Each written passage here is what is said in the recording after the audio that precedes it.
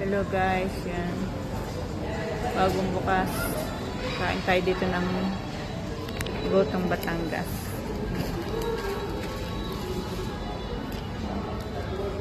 Mga pang Pilipino.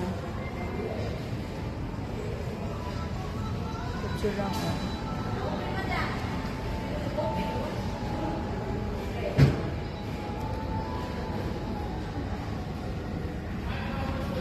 Ngayon nyo pala, Ere. Ganyan.